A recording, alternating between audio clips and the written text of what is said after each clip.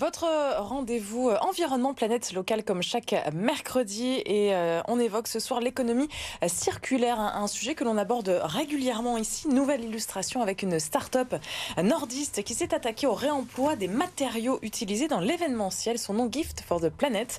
Bonsoir Jules Savignol, vous êtes le cofondateur. Bonsoir, exactement. Et merci beaucoup d'avoir accepté notre invitation. Notre partenaire Terre et Territoire qui est avec nous, également avec Églantine. Ça va Églantine? Ça va. On viendra sur l'une des actualités du journal en fin de magazine. Alors on a quelques chiffres intéressants. Vous allez pouvoir nous les commenter. Jules, plus de 20 tonnes de matériaux récupérés donc à l'échelle de votre entreprise. Plus de 50 associations bénéficiaires et on estime à 25 000 kilos de CO2 économiser, ce qui représente environ 14 allers-retours Paris-New York en avion. C'est exactement ça, ouais. 14 allers-retours Paris-New York en avion, ou même 2,8 fois le tour de la Terre en voiture. Donc c'est pas mal d'économies de CO2 réalisées par nos clients. Ouais. Alors ça depuis septembre, depuis que vous avez lancé en septembre? Depuis la création, ouais, en septembre. D'accord, donc c'est énorme. C'est énorme, ouais, c'est en fait un événement, c'est environ 5 tonnes de déchets en moyenne. Et dans les 5 tonnes, on a environ 40% qui peuvent avoir une seconde vie, sans compter les déchets alimentaires. Donc c'est quand même pas mal. Ouais. On va peut-être reposer un peu le sujet. Donc vous avez travaillé dans le passé dans l'événementiel, c'est ça? C'est ce qui vous a donné envie d'aller un petit peu plus loin et d'aborder la chose différemment? Exactement. En fait, avant, je travaillais dans une agence événementielle lilloise qui s'appelle Ice Events. Et c'était des agences, des événements professionnels. Ouais. Donc organisation de salons, congrès, conventions, soirées, etc. Et moi, j'étais pas mal sur la partie salon. Et c'est en organisant mon premier salon sur Paris, on va dire, donc à Villepinte, au parc des expositions, que je me suis rendu compte qu'il y avait un gros problème au niveau du traitement des déchets événementiels. Ça va être de la moquette, de la signalétique, de la scénographie, toutes ces choses-là. Et en fait, elles partaient dans un espèce de petit train et qui étaient jetées. Faut savoir que la moquette, par exemple, après un événement, c'est souvent brûlé. Donc, exactement. C'est jamais réutilisé. C'est très rarement réutilisé. Il y a des filiales qui le font, qui la réutilisent. Mais globalement, c'est plus simple. Pour répondre à votre question, c'est plus simple de la brûler et ça coûte moins cher. Donc voilà. Donc à force de se rendre compte de ce problème-là, j'ai décidé d'arrêter l'organisation d'événements pour me concentrer sur le traitement des déchets événementiels. Et c'est un choix que je ne regrette absolument pas, parce que la preuve en est, le besoin est là, et le besoin des deux côtés, donc du côté organisateur pour nos clients, et du côté associatif, parce qu'on redistribue donc ces déchets entre guillemets de seconde vie à des associations, et on se rend compte qu'elles ont un réel besoin et qu'elles sont là dès qu'on récupère des matériaux dans les 24-48 heures ou 72 heures, et ils sont déjà repartis, quoi. Donc, et c'est quel type d'association du coup qui s'intéresse à ce genre de matériaux et de matériel? Alors justement, ça peut être tout type d'association tant qu'elles ont un besoin en fait. Nous, ce qu'on fait, c'est que sur le site, on a un formulaire pour les associations où elles remplissent leurs coordonnées et qu'elles prouvent qu'elles ont un CERFA pour dire que c'est une vraie association. Ça peut être également des porteurs de projets de l'ESS. Donc typiquement quelqu'un qui vient de se lancer dans la menuiserie mais qui n'a pas forcément les moyens de s'acheter du bois, nous on va lui fournir le bois gratuitement. Voilà. Et le type d'association, comme je vous dis, il n'y a pas vraiment de type, hein.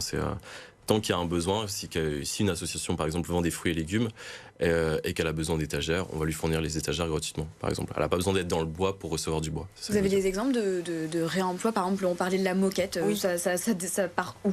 Moquette. Par exemple, la moquette, ça part soit dans des centres de formation où les apprentis vont réapprendre à poser de la moquette, etc. Peu importe qu'elle soit neuve, parce que finalement, ils n'achètent pas de la moquette neuve. Et du coup, ils pour posent, bosser, en fait, exactement. pour apprendre en atelier. Ouais, exactement. Ça peut être ça. Là, récemment, notre stock de moquettes a été vidé par un projet de l'ESS. C'est la rénovation d'un tiers-lieu. Et en fait, pour isoler le tiers-lieu, en attendant, ils ont mis de la moquette au sol avant de pouvoir poser les fondations. Donc, vous êtes basé à Brebières, hein, c'est ça? On est basé à Brebières, exactement, pas très loin de Lille finalement.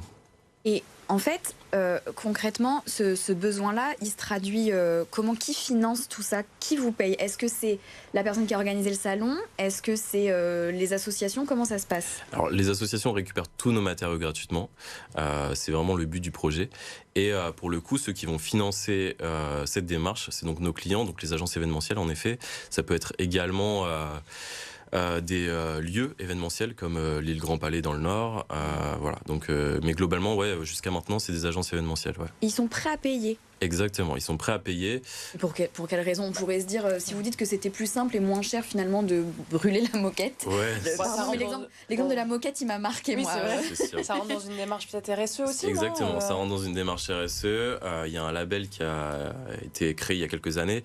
C'est le label ISO. Et dans l'événementiel, on a typiquement le label ISO 20121, qui est le plus connu. Et donc, la prestation de gift permet aux organisateurs, c'est une des prestations plutôt, qui permet aux organisateurs de garder ce label. Il y a beaucoup de choses à prendre pour la certification, mais celle-ci en fait partie et une des plus importantes sur le traitement des déchets. Là, on parlait de 25 kg de CO2. Vous avez déjà des projections là, pour l'année 2025 Alors, ouais, 25 000 kg de CO2. Des projections, non. En fait, on a des projections sur les prochains événements qu'on va avoir. Après, on ne sait pas exactement combien d'économies de CO2 on va réaliser, parce que ça dépend juste de la taille de l'événement et des choses qu'on va récupérer en fait sur place, parce que chaque matériau a un poids CO2 qui est calculé chez nous.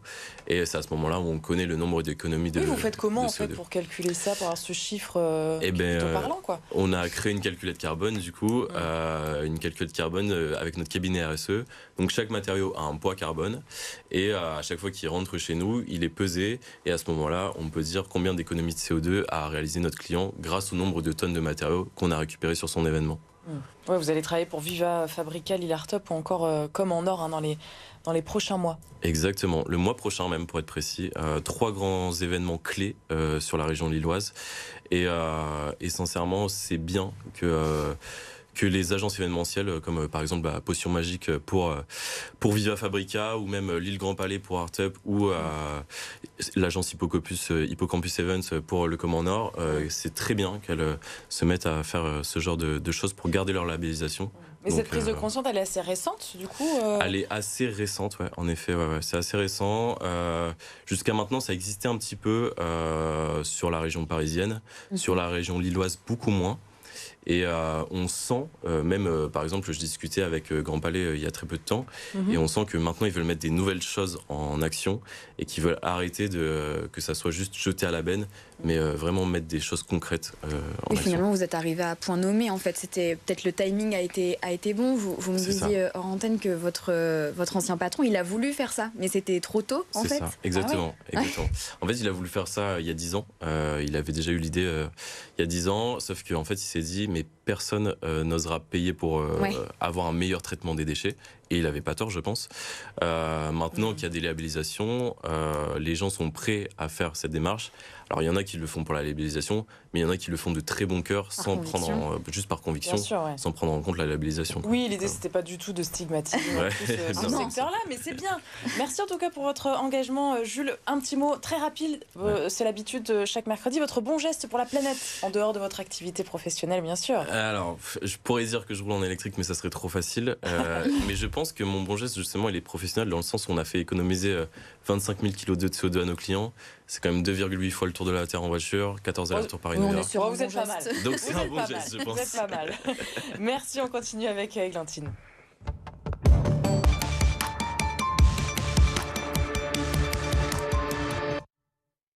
Oui, cette semaine, on parle de la famille Lutin. Oui, et de l'entreprise Chicorée du Nord, qui est du coup à Waplage depuis 90 ans.